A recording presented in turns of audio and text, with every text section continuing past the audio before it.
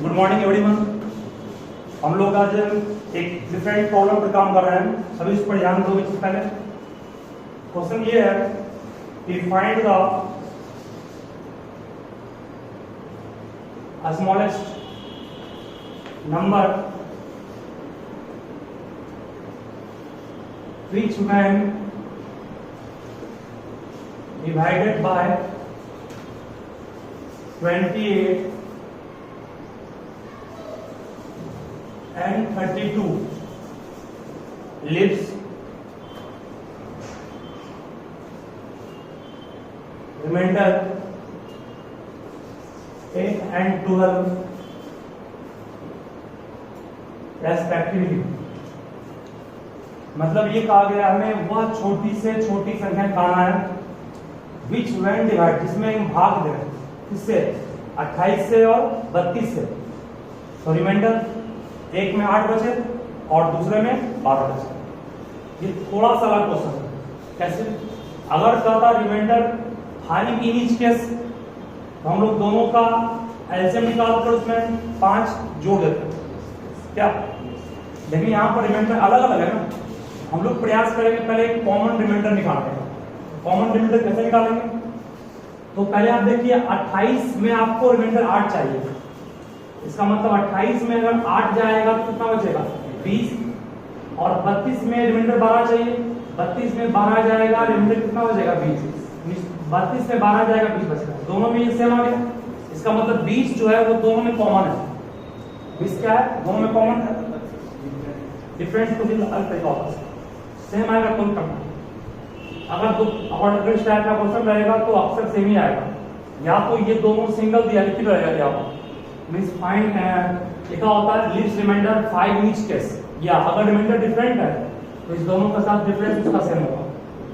ठीक है, difference same आ गया ना। अब हम निकालेंगे एलसीएम किसका, एलसीएम निकालेंगे 28 का और 32। क्या है जो 28 और 32 का एलसीएम निकालेंगे।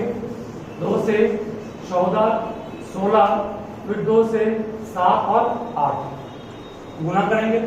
7 गुना 8 56, दूनी 112, दूनी 224। ये हम लोग क्या आ गया, एलसीएम आ गया। अब 224 में तो भाग अलग जाएगा किससे, इससे भी और इससे भी। बट हमको रिमाइंडर 8 चाहिए। रिमाइंडर 8 चाहिए, इसमें इससे भागा देंगे तो, और इससे भागा देंगे तो, इससे भागा देंगे क्या हमको 12। तो जो रिमाइंडर आपको चाहिए वो रिमाइंडर कितना है, वो रिमाइंडर जो हमें चाहिए 8 में 12 है। कॉमन रिमाइंडर क्या, 20 है ना। दैट इज हम लोग को डिवाइड करना पड़ेगा। That is number will be, number क्या होगा, number will be 224 minus 20। Solve करने कितना आएगा, सॉल्व करने का आएगा आपके पास 204। यहाँ कहोगे सर माइनस क्यों, सवाल ये भी। आपको कई सब में प्लस करते हैं ऐसा निकालने के बाद रिमाइंडर चाहिए। यहाँ वो माइनस इसलिए किया क्योंकि हमको रिमाइंडर 8 चाहिए ना। रिमाइंडर 8 चाहिए तो उसमें एक्स्ट्रा क्या दे दें, क्या कम रहा होगा, 28। ये 28 आपके पास है, ये 20। यहाँ 20 देंगे तब तो माइनस करेंगे 8 बचेगा। 28 में 20 माइनस करेंगे तब तो 8 बचेगा। इसलिए हम लोग 20 में क्या कर दिए, माइनस कर दिए, ताकि सॉल्व करने में क्या बचे, जो बचेगा उसमें अगर हम 28 से भागा देंगे तो रिमाइंडर 8 बचेगा, और 32 से भागा देंगे तो भी रिमाइंडर क्या बचेगा। ठीक है, मतलब 7 बात हम समझो इस तरह से। स्मॉलेस्ट रहे एलसीएम निकालना है। अगर कहता है रिमाइंडर 8 इन ईच केस, तो एलसीएम निकाल के 8 जोड़ देते। लेकिन जब रिमाइंडर का एक डिफरेंट बच रहा है तो आप जिसमें जिससे डिवाइड कर रहे हैं और रिमाइंडर है, दोनों को डिफरेंस कीजिएगा, जो आएगा उसको लास्ट माइनस कीजिएगा। क्योंकि अगर हम इसमें 20 जोड़ देते और बढ़ जाता ना, और कभी भी 28 से भाग देने पर रिमाइंडर 20 तो बचेगा। कभी भी रिमाइंडर 28 से भाग देने पर रिमाइंडर 20 बच सकता है ना। इसलिए हम लोग यहाँ पर 20 को माइनस कर दिए। 8 चाहिए था, 8 आता कब, जब 28 में 20, 28 में 8 माइनस करेंगे तब 20 आएगा। इसका मतलब हम लोग 20 से माइनस कर दिया। ठीक है, क्या बोले, थोड़ा सा डिफरेंट है ये, अलग टाइप का क्वेश्चन सुधारना।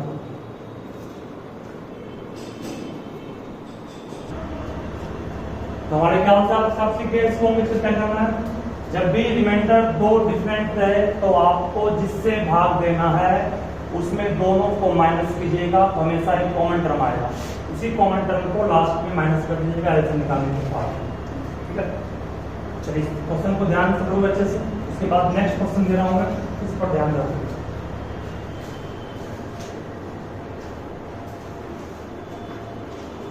नेक्स्ट क्वेश्चन वर्ड प्रॉब्लम ही है, इस पर भी ध्यान दोगे अच्छे से।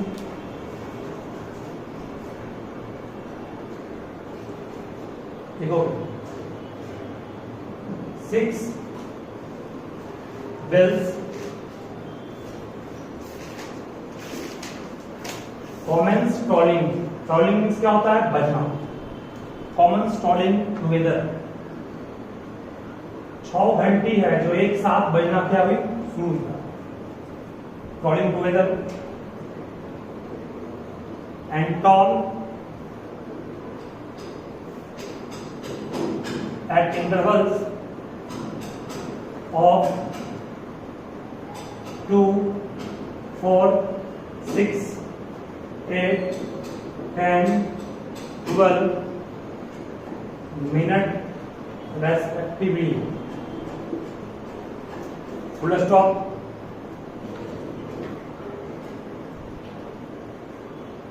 In 30 hours, how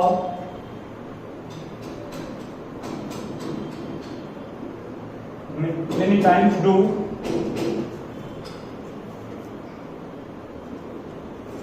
they toll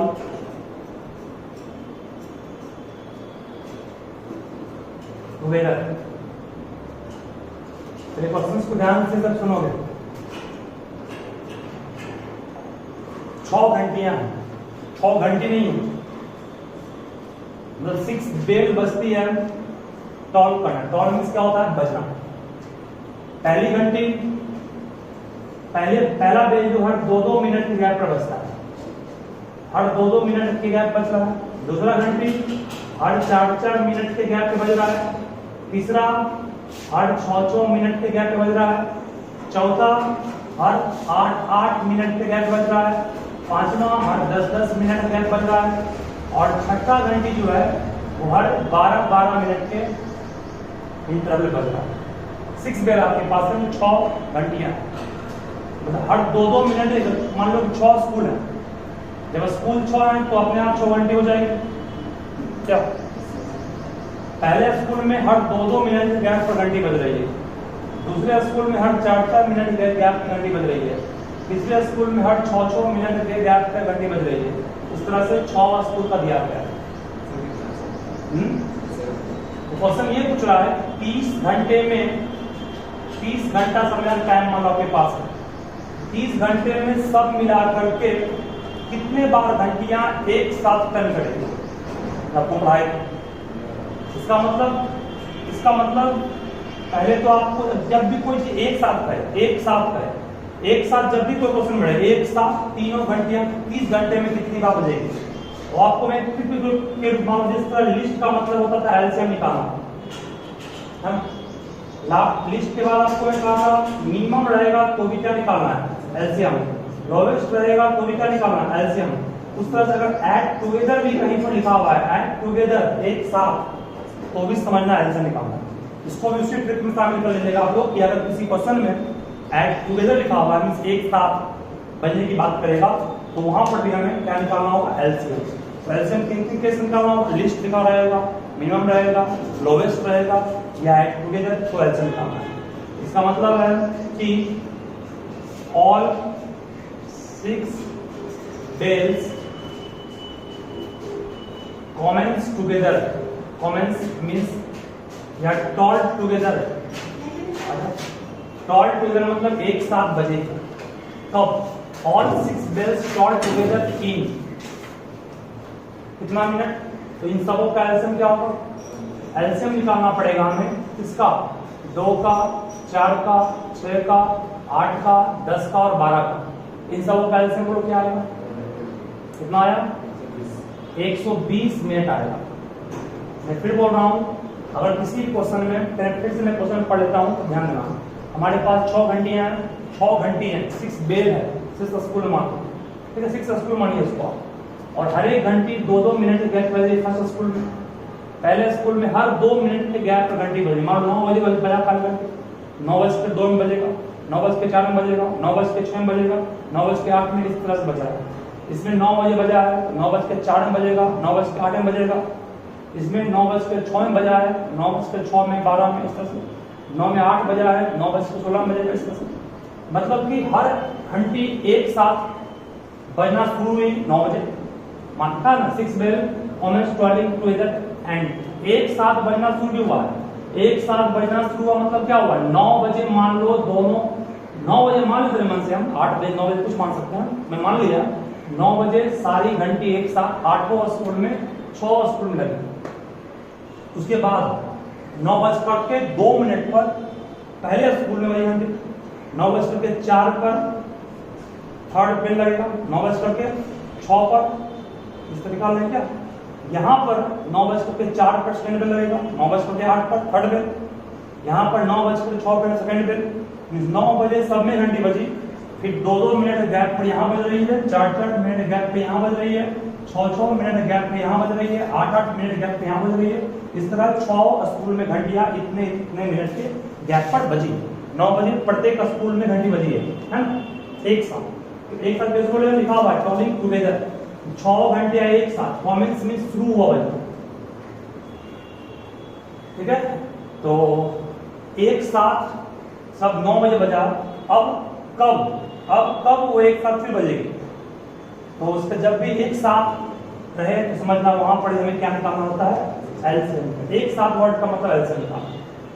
तो ऑल 6 बेल अगेन को लिखा है क्योंकि एक बार तो बज चुकी है 9 बजे, अब दोबारा फिर कब बजेगी एक साथ वो निकालना। और उसके लिए सब का एलसीएम निकालो। एलसीएम कितना है? 120 मिनट। 120 मिनट को क्या हम लोग 2 आवर कर सकते हैं? नहीं कर सकते हैं। तो 2-2 आवर के गैप पर एक साथ 6 स्कूल घंटी बज रही है। तो 30 घंटा में total number of times they toll together, क्या सब मिलाकर कितना बार 30 घंटा में? तो 30 घंटा में 30 से 2 भाग देंगे, 2-2 घंटे के गैप पर 6 घंटे एक साथ बजे, काटने 15 है ना, 15 बार एक साथ बजे, 15 बार एक साथ बजे। लेकिन शुरुआत में बस सोच लीजिए 9 बजे सब में घंटी बजी है ना, इसका मतलब 15 में एक जोड़ना ही पड़ेगा क्योंकि एक बार तो एक साथ सब बजा 9 बजे पक्का। ई तो शामिल हुआ इसमें ना, ई 15 कब आएगा? 15 आपका, तो मान लो कि 1 2 3 इस तरह 15 आ रहा है। इसका मतलब जो 9 बजे शुरुआत में एक साथ बजी वो इसमें शामिल तो नहीं है, इसको अपने मन से जोड़ना पड़ेगा, ठीक है। इसका आंसर क्या हो गया? 16 टाइम्स। समझ में क्या बोला? 1 के जोड़े इसमें, क्योंकि 9 बजे पक्का जो अपने मन से हम माने हैं एक साथ बजी है, उसको शामिल किया नहीं इसमें, एक हमें जोड़ना पड़ा। समझ गया ना? ये क्वेश्चन तो अच्छा है, ध्यान रखिएगा अच्छे से समझना था। मैंने 6 घंटियां हैं, 6 बार नहीं बजा है, 6 घंटी है, हमें मान लो 6 स्कूल है। और पहले बार सभी घंटी एक साथ बजना शुरू हुई था ना, 6 bells कॉमेंट्स टॉलिंग टुगेदर, मतलब 9 बजे पक्का मान लो सारा स्कूल खुल गया, एक बार सब बज गया। उसके बाद अब 2-2 मिनट गैप बज रहा है, 4-4 पे 6-6 पे 8-8 पे 10-10 पे पकड़ना पड़ा था। अब एक साथ दोबारा टर्न कब होगा? 2 घंटा बाद होगा, है ना, फिर 2 घंटा बाद हो, फिर 2 घंटा बाद हो। 30 घंटे में सब मिलाकर कितना बार वो टर्न करेगा? 15 बार। एक जोड़ क्यों दिए? क्योंकि एक शुरुआत में वो एक साथ बज करके शुरुआत जोड़ दिए, ठीक है। तो सोचना पड़ेगा अच्छा से करने।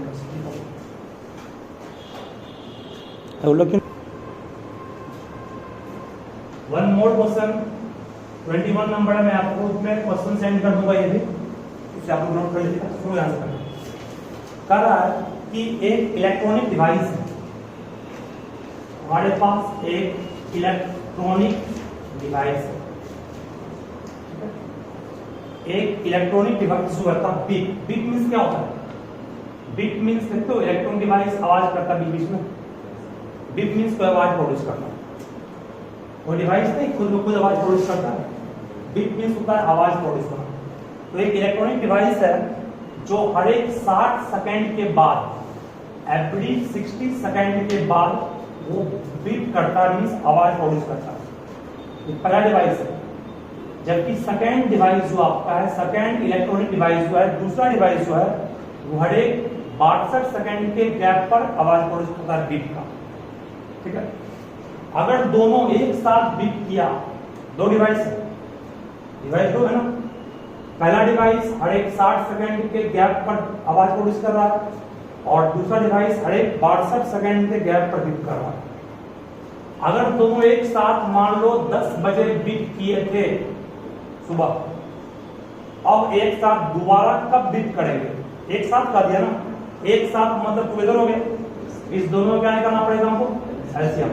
तो अब लिखता हूं मैं day day day together beep, beep means आवाज प्रोड्यूस करना। अगेन के लिए बोलो क्या निकालेंगे? एलसीएम। किसका किसका? 60 का और 62 का। एलसीएम क्या आएगा इसका? 1860 मिनट सेकेंड है क्या? इतना सेकेंड के बाद ये दोबारा फिर बीप करेगा। ठीक है, ये एलसीएम का गया। तो अब 10 बजे वो बीप कर चुके हैं, तो दोबारा बीप 1860 सेकेंड के बाद करेगा ना। 1860 सेकेंड को जरा आवर में चेंज कर लीजिए, तो 3600 से भागा देंगे, सॉरी मिनट, ये 60 सेकेंड में 60 से भगा देंगे, 60 से भगा देंगे तो मिनट चेंज होगा। 60 3 जा 180, 6 बचेगा, फिर 60 1 जा 60, सही है। इसका मतलब 31 मिनट के बाद वो एक साथ फिर बीप करेगा। इसका मतलब टाइमिंग उस समय क्या हुआ होगा? That is they beat together, means वो एक साथ आवाज प्रोड्यूस करेगा। At which M?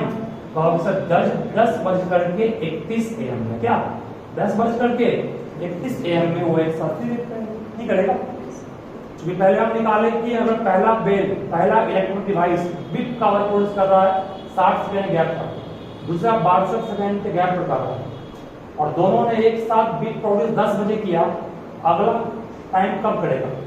तो पहले दोनों का एक साथ कब कितने गैप पर वो निकाल देंगे, इसको चेंज किए किसमें? मिनट में 31 मिनट आता है। 31 मिनट को जोड़ इसमें दिए 10 AM में, मालूम चला 10 बज करके 31 मिनट में वो फिर बीप प्रोड्यूस करेगा। समझ गया ना? ये क्वेश्चन था, इसको नोट कीजिए क्वेश्चन। ठीक है, समझे कि नहीं?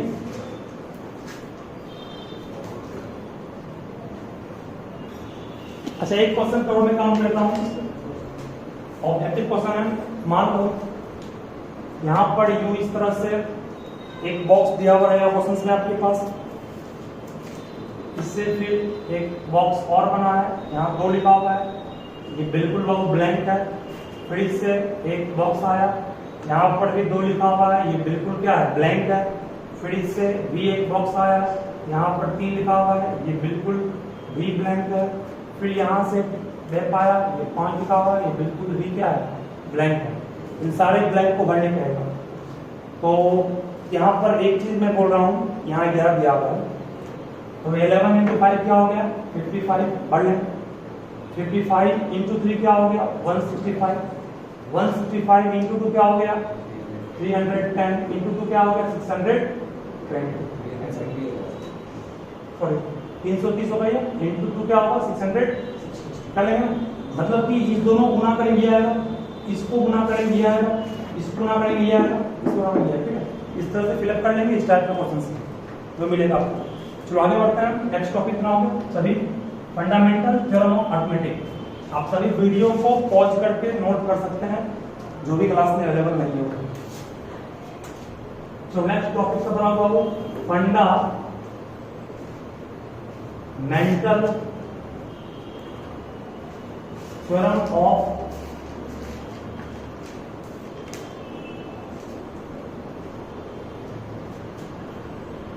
Arithmetic. Fundamental theorem of arithmetic.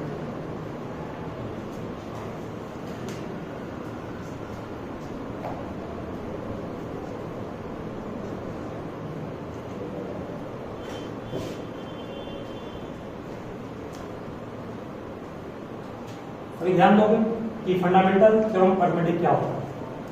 देखो according to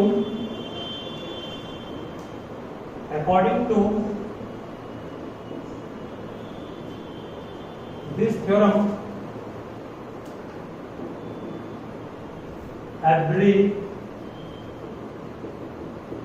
composite number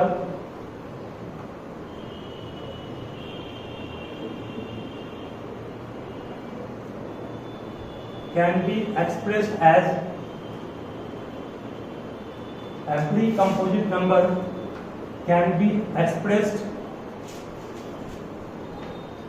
uniquely as the prime factors as the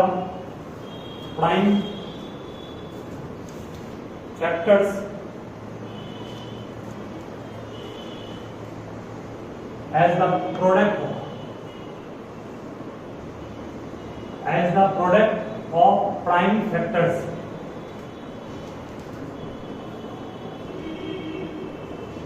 ठीक है, फिर इसमें in which order of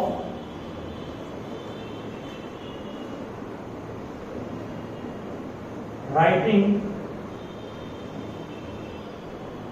prime factors does not matter. समझो मेरे मीनिंग का क्या है इस टॉपिक का। इस टॉपिक का मीनिंग क्या है, इस पर गौर कीजिएगा। कोई भी कंपोजिट नंबर, मान लो 24 एक कंपोजिट नंबर है, क्योंकि इसके फैक्टर क्या है, 2 से अधिक। जिस भी नंबर के फैक्टर 2 से ज्यादा हो उस नंबर को हम लोग कहते हैं कंपोजिट नंबर। 24 कंपोजिट, 36 भी कंपोजिट है ना, 125 भी क्या है कंपोजिट। चलिए, तो 24 का प्राइम फैक्टर तो दिखाना। 24 का प्राइम फैक्टर 2 प्राइम नंबर है, 12 फिर 2 से 6 फिर 2 से 3। 24 को हम लोग 2 गुना 3 का 36 को निकालेंगे क्या कर सकते हैं, 36 को हम लोग कर सकते हैं 2 80 2 9 3 3 means 36 can be expressed as 2 into 3 into 3। उस तरह से 135 25 को आप लिख सकते हैं 5 25 5 25। सही है, और कुछ होगा 5 इसको हम लोग 1 तो कहेंगे नहीं क्योंकि प्राइम नंबर से है ना, 1 is not a prime number, 1 छोड़। तो आप बोलिए 24 कंपोजिट नंबर है और इसको प्राइम फैक्टर के रूप में 2 into 3 लिखे, ये मान लीजिए 3 2। इसको आप जो यहाँ लिखा हूं मैं, in which order of writing prime factor does not matter, का मतलब अगर कोई व्यक्ति लिख दिया 2 into 3 into 2 into 2, क्या ये डिफरेंट है कि सेम हो गया, सेम चीज है। तो ऑर्डर ऑफ राइटिंग का कोई मीनिंग नहीं है, मतलब आप इसको आगे इसको पीछे लिखे, इसका मतलब ये नहीं हुआ कि आपने 24 को 2 डिफरेंट प्राइम नंबर के प्रोडक्ट में लिख दिया, नहीं कहा जाएगा। 24 को 2 डिफरेंट तो कहेंगे नहीं हम लोग, ये दोनों सेम ही है ना। वही कहा ऑर्डर को चेंज कर दिया, तो आगे पीछे करने से आप ये मत समझिए ऑर्डर चेंज हो गया। आगे पीछे करने के बाद भी प्राइम नंबर का प्रोडक्ट अभी वही होगा और उसको एक्सप्रेस वही रूप में किया गया। इसको भी तुम लोग लिख दोगे 3 into 2 into फिर 3 into 2, क्या डिफरेंट है, सेम है, सेम है। ये भी क्या सेम ही रह जाएगा। इसका मतलब ये हुआ कि आप ऑर्डर को आगे पीछे करने के बाद ये मत सोच जाएगा अलग ढंग से एक्सप्रेस कर लिए, वो सेम ढंग ही रहेगा। वही कहा गया किसी भी कंपोजिट नंबर को आप सिर्फ और सिर्फ एक ही तरीके से, मतलब इसके अलावा कोई तरीका है ही नहीं जिसमें से प्राइम नंबर हो और उसको हम 24 बना दें, कोई तरीका नहीं। मतलब 24 को आप प्राइम नंबर के रूप में लिखना चाहते हैं, 24 को सिर्फ और सिर्फ 2 into 3, एकमात्र यही तरीका है, ठीक है, एकमात्र यही तरीका है जिसके रूप में 24 को दिखा सकते हैं प्राइम नंबर के प्रोडक्ट के रूप में, और कोई तरीका नहीं, कोई तरीका इसके आप बोल सोच नहीं हुआ। ठीक है, तुम चाहते तुम इसको भले कहोगे सर 3 into 2 into 2 कर दिए, ये सही है, लेकिन दोनों को अंतर है क्या, सेम ही चीज है।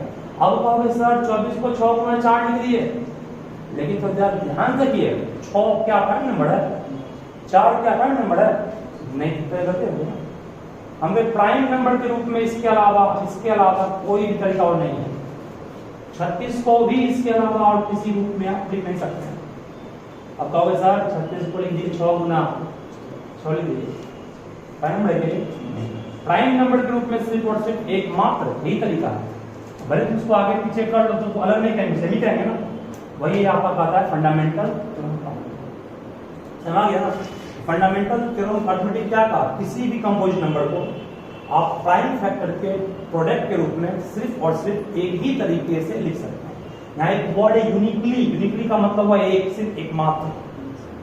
आप भले उसका ऑर्डर चेंज कर दिए, इसका मतलब ये नहीं हुआ कि वो चेंज हो गया, तो तरीका भी वही है ना, सेम तरीका है। आप कहोगे 24 को 6 गुना 4 लिख देंगे, लिख तो दिए, 24 को एक्सप्रेस कर दिए थोड़े ग्रुप पर, लेकिन दोनों प्राइम नंबर है क्या, हमने कहा क्या प्राइम नंबर प्राइम फैक्टर के रूप में सिर्फ और सिर्फ एकमात्र तरीके से ही लिख सकते हैं, उसी तरह को कहते हैं फंडामेंटल थ्योरम। समझ गया ना, यही फंडामेंटल थ्योरम अर्थमेटिक है। इसको आप अच्छे से वीडियो को पॉज करके नोट कीजिएगा और समझा दिया अच्छे से। आगे पीछे लिखने का मतलब ये नहीं कि वो चेंज हो गया, उससे ही क्या बात है। एग्जाम्पल भी नोट कर लोगे अगर अच्छे से समझ गए तो अभी मैं जो आया आपको फंडामेंटल थ्योरम अर्थमेटिक, उस पर बेस्ड एक क्वेश्चन है, सही हो गए अच्छे से।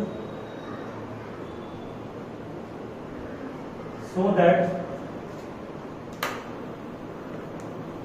any number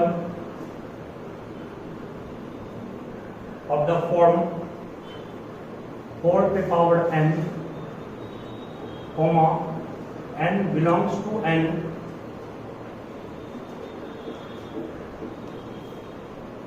can never end with digit 0, can never end with digit 0। पहले ध्यान से समझोगे मैं क्या बोलना चाहता हूं। शो करना है कि कोई भी नंबर किस फॉर्म में, 4 पे पावर n के फॉर्म में, जहां n बिलोंग्स टू, क्या पढ़ते हैं इसको, बिलोंग्स टू, कैपिटल n का मतलब प्रायः क्या होता है, कलेक्शन ऑफ नेचुरल नंबर। मतलब स्मॉल n का जो भी मान लेंगे वो नेचुरल नंबर लेंगे। मतलब स्मॉल n का मान या तो 1 होगा या 2 होगा या 3 होगा या 4 या 5 या 6, इस तरह होगा, कहीं बटा में नहीं होगा, कभी नेगेटिव नहीं होगा, कभी जीरो नहीं होगा। n का मान जो भी होगा, स्मॉल n का मान वो क्या होगा, नेचुरल नंबर। ठीक है, इसका मीनिंग यही हुआ। कैन नेवर मतलब इस नंबर में n का मान 1 2 3 4 5 कुछ भी पुट करेंगे, सॉल्व करेंगे, कभी भी अंत मतलब लास्ट डिजिट क्या नहीं होगा उसका, कैन नेवर मींस कभी नहीं होगा क्या, लास्ट डिजिट जीरो नहीं होगा। एग्जांपल से इसको मान लो n का मान 1 लिए, 4 की पावर 1 4 ही, अंत में जीरो आएगा नहीं है। n का मान 2 लिए, 4 का स्क्वायर, अंत में जीरो आएगा नहीं है। 3 लिए, 4 की पावर 3 64, अंत में जीरो आएगा नहीं है। 4 लिए, 4 की पावर 4 256, अंत में जीरो आएगा नहीं है। कुछ भी लेके 4 की पावर कुछ भी लेके चेक कर लीजिए, कभी भी लास्ट में जीरो नहीं आएगा, ये शो करने का है। चलिए पहले आप सोचिए ध्यान से, कोई नंबर के अंत में अगर जीरो होता है, लाइक मान लो 80, लाइक मान लो 120, लाइक मान लो 1100, लाइक मान लो 90, क्या ये नंबर 10 से भाग लगता है ना? और 10 से भाग वही लगता है जो 2 से भाग लगे और 5 से लगे, और 5 से भाग वही लगेगा, मतलब 10 से भाग वही लगेगा जो 2 और 5 जिसका फैक्टर हो, क्या फिर बोल रहा हूं, वही नंबर 0 से एंड करता है, 10 से भाग लगे, और 10 से भाग वही लगता है जिसका फैक्टर क्या हो, 2 और 5, क्या फिर बोलेंगे 4 पे पावर n आपके पास, 4 का प्राइम फैक्टर निकालो, क्या है 4 का प्राइम फैक्टर निकालोगे 2 इंटू मिक्स 2 का स्क्वायर पे पावर कितना, सही है। 2 का स्क्वायर का मतलब 2 गुना 2 पे पावर, सही है ना। कोई प्रॉब्लम तो नहीं। जब कोई प्रॉब्लम नहीं है, अब सो कैसे करें, सवाल ये है। ध्यान देना, एन का मान 1 लेंगे मान, तो 2 गुना 2 ही आएगा। किसके लिए? एन का मान 1 लेंगे तो एन का मान अगर 2 लेते, इस पर पावर 2 होता ना, इसका मतलब एक पेयर ये और एक पेयर बनता। एन का मान सपोज करो 3 लेते, तो क्या बनता? 1 2 पेयर और एक क्या किसी के अंत में 5 आया? किसी में 5 आया? 5 आया नहीं। हम सभी जानते हैं कि जब तक कोई एक फैक्टर जो भी नंबर 10 से भाग लगता है, उसी के अंत में 0 होता है। और 10 से भाग तभी लगता है जब उसके फैक्टर में क्या हो? 2 और 5 हो। 2 तो है बट क्या नहीं है? 5 हो। और इसके अलावा कोई तरीका भी नहीं है जिसमें इसको हम एक्सप्रेस कर पाए। जस्ट करें 4 को प्राइम फैक्टर के रूप में सिर्फ एक ही तरीके से दिखा सकते हैं। 4 कंपोजिट नंबर है, इसको प्राइम फैक्टर के रूप में सिर्फ एक ही तरीका दिखाए, वो क्या था? 2 गुना। और वो तरीका है भी नहीं, और उसके पावर कुछ भी होगा तोड़ेंगे सिर्फ 2 ही आएगा ना। सिर्फ 2 ही आने का मतलब होगा इसमें कहीं 5 आएगा नहीं, और 5 नहीं आएगा तो 5 इसका फैक्टर नहीं कहलाएगा, और 5 इसका फैक्टर नहीं कहलाएगा तो नंबर 10 0 से करेगा नहीं करेगा। तो यहाँ पर इतना समझाने बस ये आपको इतना करना है पहले, और उसके बाद लिखना है since prime factor, since 4 is a what? composite number, and its prime factor is what? Only 2. सिर्फ 2 है factor, but any number that ends with 0 must have 2 and 5 as a prime factor। क्या कोई भी नंबर जो 0 से and करेगा means 10 से भाग रहेगा, 10 से भाग रहेगा मींस 2 और 5 उसका फैक्टर होगा। बट यहाँ फैक्टर सिर्फ क्या 2 ही है ना, 5 तो है नहीं। लिखना है but any number that end with 0 must have 2 and 5 as a prime factor, but according to fundamental theorem of arithmetic there is only one way, सिर्फ एक ही तरीका है ना, to express what? 4 as factors of prime, जिसमें क्या नहीं है? which does not include, इसमें क्या नहीं है? which does not include 5, so it never end with, लगेगा ना सर? क्या बोले ना, एकदम कंसेप्ट ये, कोई भी नंबर कंपोजिट हो तो उसको प्राइम फैक्टर के रूप में सिर्फ एक ही तरीका से दिखा सकते हैं। वो तरीका क्या है? 2 गुना 2 4 लिखे, 2 गुना 2 लिखे हैं तो 2 पे पावर अब कुछ भी होगा तो 2 2 2 ही आएगा हमेशा। क्या 5 पे पावर 3 मतलब 5 5 5 दिन आएगा, 4 पे पावर 8 4 4 4 4 8 आएगा। इसका मतलब इसके अलावा और कोई तरीका है नहीं। ये कौन का? फंडामेंटल थ्योरमेटिक का। जब 5 नहीं आएगा तो इस नंबर कभी 10 से भाग लगेगा नहीं लगेगा, और जब 10 से भाग नहीं लगेगा तो हम लोग कर सकते हैं। ठीक है, इस तरह का क्वेश्चन आपकी बुक में मिलेगा, इसको आपको अच्छे से इस तरह लिख करके बनाइएगा। ठीक है,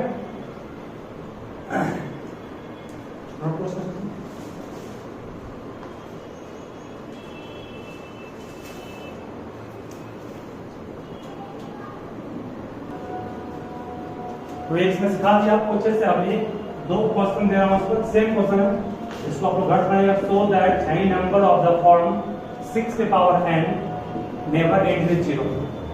फिर so that any number of the form 12 के power n can never and with 0।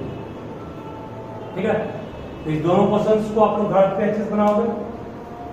और एक क्वेश्चन मैं और जनरेट करूंगा, वो आपको मैं ग्रुप में सेंड कर दूंगा।